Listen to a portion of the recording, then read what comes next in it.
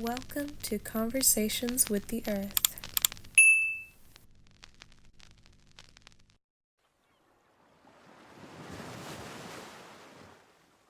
Have you ever listened to the sea? Not just heard it, but listened. The way it speaks without words.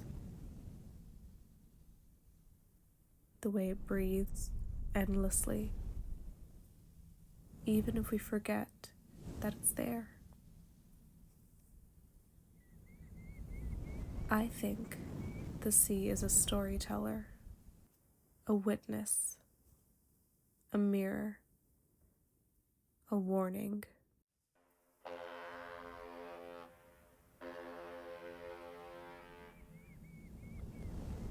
For centuries, we have treated the ocean like a road, carrying ships to conquer, to trade, to migrate.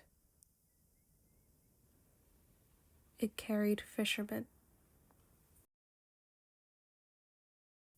The ocean has always been there, watching, holding, remembering. But lately, its voice is changing. Every year, the tide rises a little higher.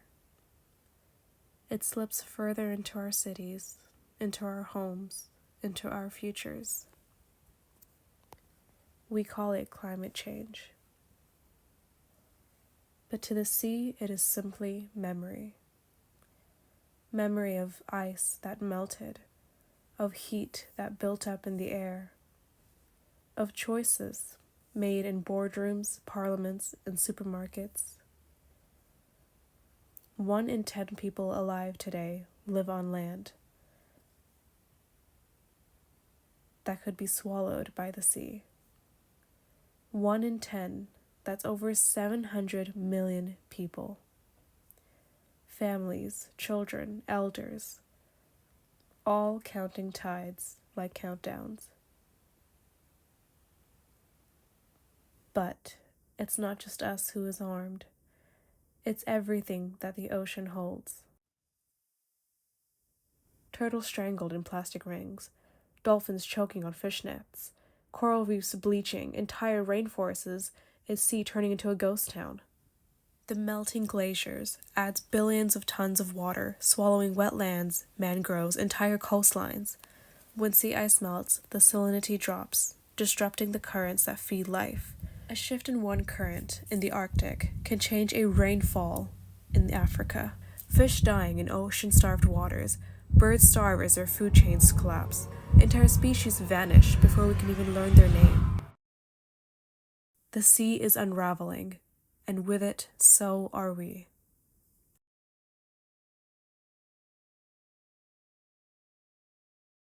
And yet, the sea still breathes, still carries us, feeds us, cools us.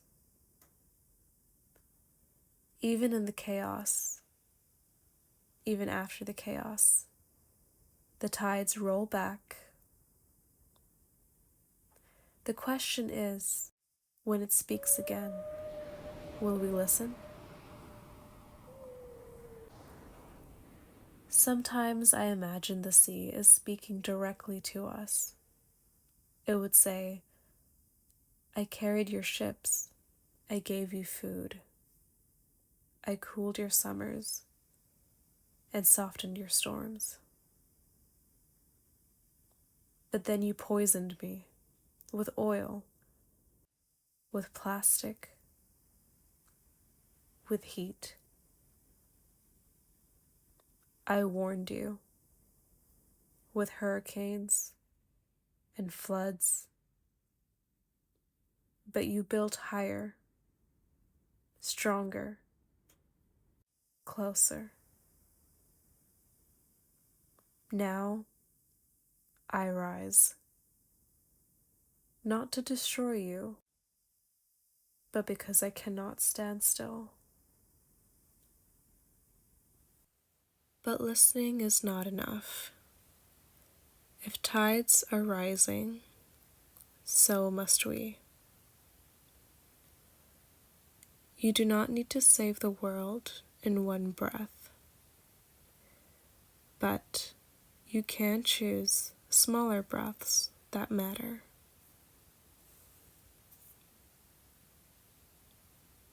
Carry less plastic. Choose foods that respect the land and sea. Walk, ride, share. Let the air breathe a little. Lift your voice in rooms where decisions are being made. Protect the mangroves, the wetlands, and the forests that keep our waters steady. Protect each other.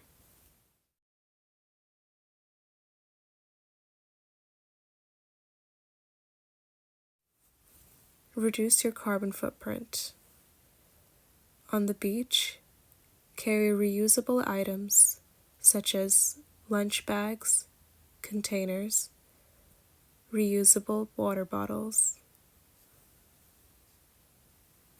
Pack your own trash. Walk, bike, use public transport instead of driving.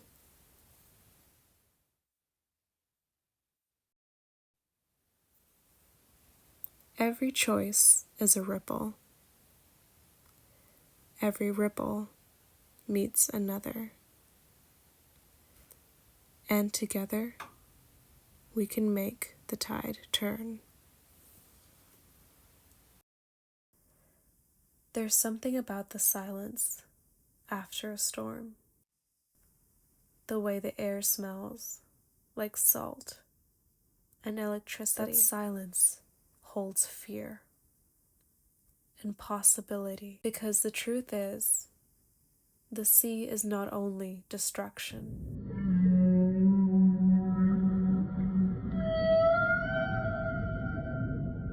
It is also resilient.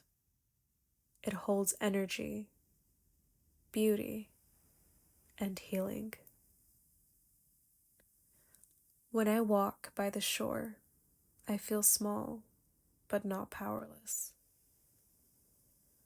I remember that I am part of something vast, fragile, that I am alive. I wonder, in 50 years, will children still play at the edge of the water without fear? Or will the laughter sound more like survival?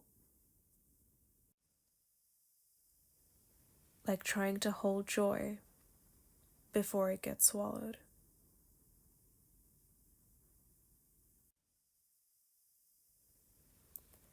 The sea is speaking through its calm, through its storms, through every tide that creeps a little further inland. The question is not whether the sea has a voice. The question is whether we'll listen. The sea is speaking. Are we listening?